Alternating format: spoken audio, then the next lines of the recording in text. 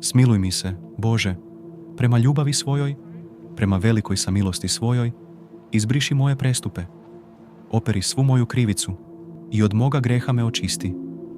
Jer znam svoje prestupe i moj greh stalno je predamnom.